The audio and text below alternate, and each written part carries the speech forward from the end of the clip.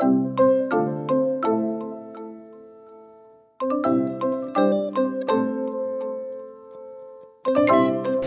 teman-teman, saya Jason. Hari ini saya akan ngobrol dengan seseorang yang luar biasa. Seorang sosok bisa jadi panutan, bisa jadi inspirasi, dan teman-teman akan dapatkan banyak hal di dalam sesi nanti. So teman-teman, watch the video.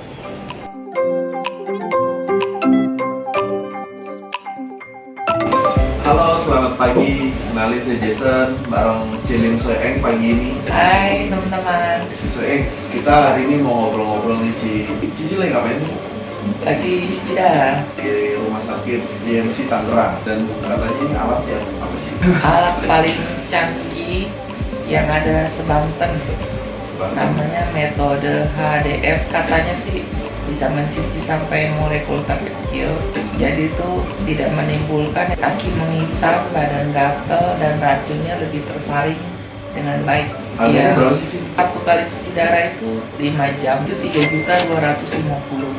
Seminggu 2 kali, berarti sebulan itu 8 kali. Wow. Ya kalau 8 kali dikali 3.500.000 ya hitung aja sendiri. Untuk cuci darah doang? Iya, kalau dikali setahun lumayan. By the way, Sisi udah berapa lama cuci darah ini? Cuci darahnya baru setahun, gagal ginjalnya udah 3 tahun. Pertama gagal ginjal itu belum cuci darah. Setelah 2 tahun gagal ginjal baru cuci darah. Terus gimana Cici waktu cuci darah itu? Apakah ada perasaan sakit gak sih mau cuci darah? Ngilu gak sih? Waktu disuntiknya yang sakit, tapi kalau udah jalan kayak begini sih nggak sakit sih. Berarti Cici waktu awal gagal ginjal itu kurang lebih 2017 betul? Betul, 2017. Oh, ceritanya gimana tuh Cici? Jadi awalnya itu kayak masuk angin. Terus udah itu jantungnya berdebar kencang. Aku pikir jantung, cek segala berhubungan dengan jantung. Ternyata jantungnya bagus. Pas dicek darah sama tensi tinggi banget. Itu hampir tensinya 190/160. Wow.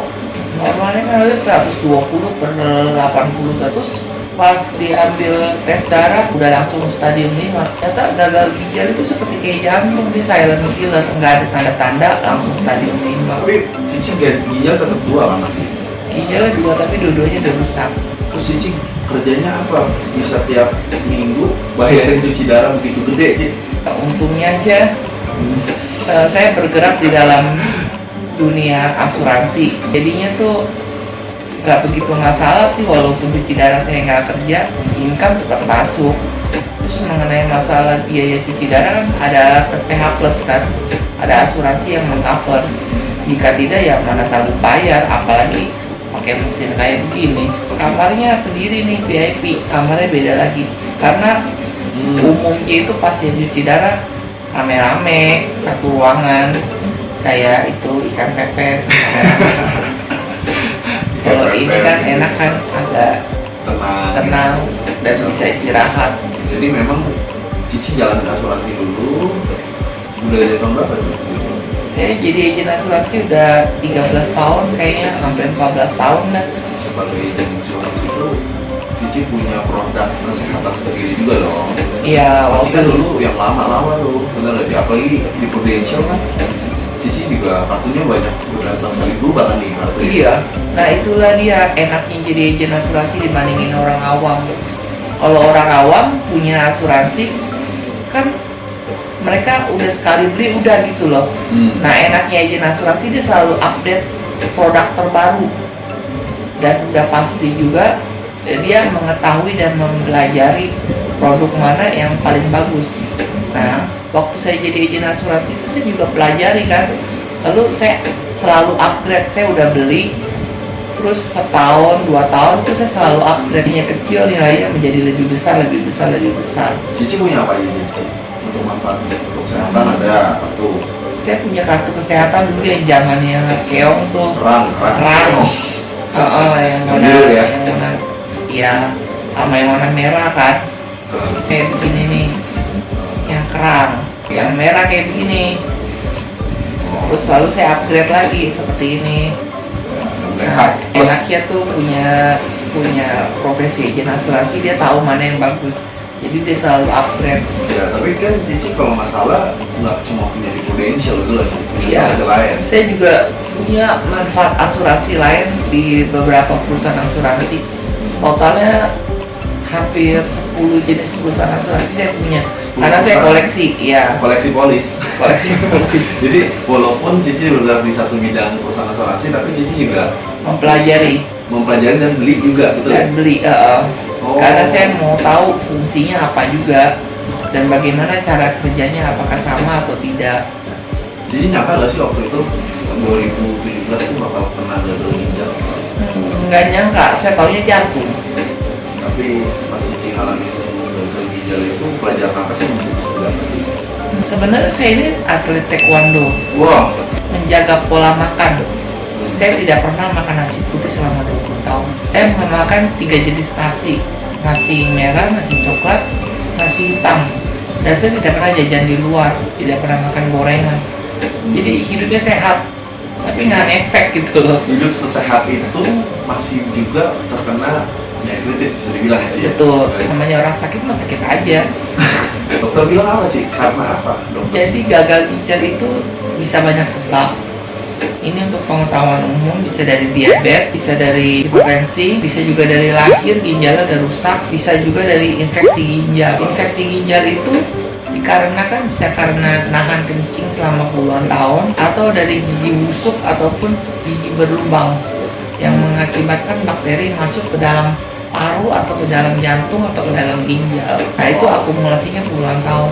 Nah saya kenanya yang itu infeksi ginjal. Mungkin dari nahan kencing kali ya, selama puluhan tahun ya. Udah maunya kencing, Buang nggak mau. tanggung, bentar aja dah gitu. Jadi Atau- teman-teman buanglah apa yang perlu dibuang, betul? Betul. Nggak boleh Jangan suka ditahan. ditahan kencing. Jadi Dan itu, periksa lah gigi. Gigi. Mesti diperiksa karena kelihatannya sepele, pengaruhnya besar banget. So mungkin teman-teman di sini bisa ada pembelajaran baru nih dan juga bisa kabarin ke teman-temannya, saudaranya tentang informasi kayak gini, bener gak sih? Organ tubuh kan cuma satu ya, Ya. dijagalah dengan baik gitu loh.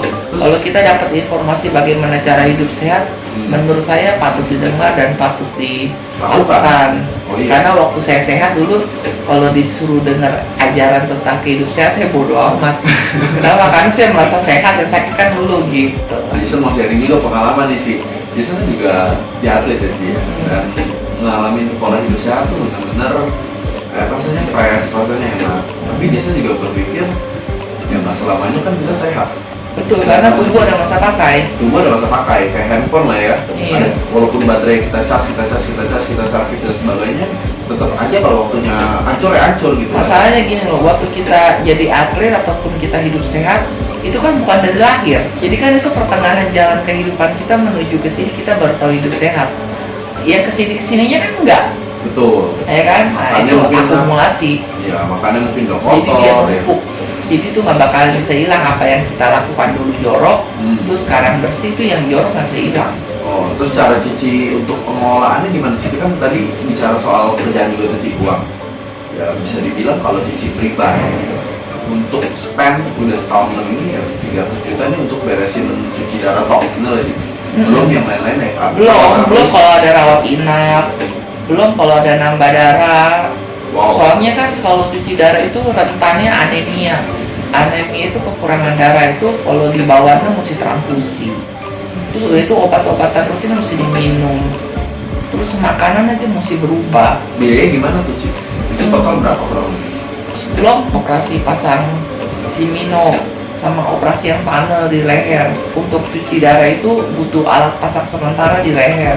Operasi ini sama ini aja kalau pakai rumah sakit bagus sama dokter bagus itu kurang lebih hampir 250 jutaan kali Buset, untuk nginep doang ya, seharga buat pasang mobil ya.